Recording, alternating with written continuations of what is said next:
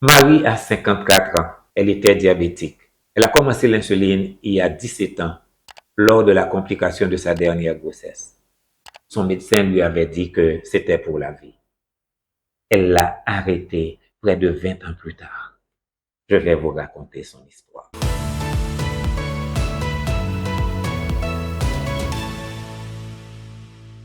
Je suis Dr Dieudonné Jean-Baptiste. Après 25 ans de carrière en santé publique, épidémiologie de terrain et recherche clinique, depuis 12 ans, je pratique la médecine fonctionnelle, une approche de la médecine qui s'intéresse aux causes profondes des maladies au lieu de se contenter de traiter les symptômes. Marie était donc sous insuline depuis plus de 15 ans.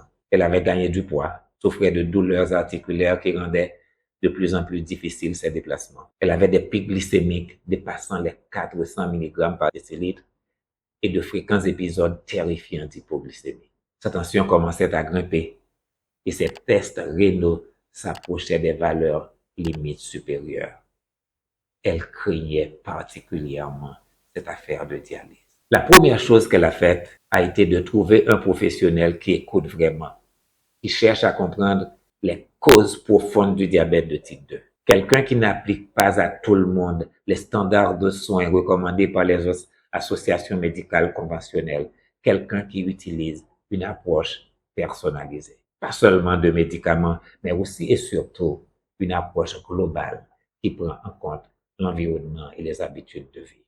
On a modifié l'horaire de ses repas. Plus de grignotage intempestif, mais de la régularité. Elle a progressivement réduit sa fenêtre alimentaire jusqu'à pratiquer un jeûne de 24 heures. Son corps a recommencé à fonctionner normalement. Elle a changé sa façon de manger. Elle a totalement éliminé les aliments ultra transformés. Elle a vaincu la peur des bonnes graisses naturelles comme la viande rouge. Son déjeuner était fait d'avocats, de fricassés et son dîner de poisson, de viande, de salade, d'avocat, etc. Elle faisait l'expérience de moins en moins de fringales, ses envies irrésistibles d'aliments toxiques qu'il a ultra transformés. Elle a fait l'expérience pour la première fois depuis des années d'une sensation de bien-être qu'elle avait totalement oubliée. Puis, elle a recommencé à bouger. Pas besoin d'activité physique intense ni d'aller au club. 20 à 30 minutes de mouvement matin et soir. Et surtout, bouger à longueur de journée. Elle a activé une notification sur son téléphone. Chaque 45-50 minutes, elle se mettait debout, dansait, sautait et sortait sur la cour pour savourer un peu de soleil. Elle a utilisé des bandes élastiques pour renforcer ses muscles. Jour après jour, son métabolisme s'était relancé. Le stress chronique fait grimper la glycémie. Elle a décidé d'éviter les nouvelles, de réduire le temps passé sur les réseaux sociaux. Elle n'écoutait plus de musique et se concentrait sur ce qu'elle pouvait influencer. Elle a aussi intégré des routines simples comme la respiration 4-7-8, la cohérence cardiaque et le soupir physiologique.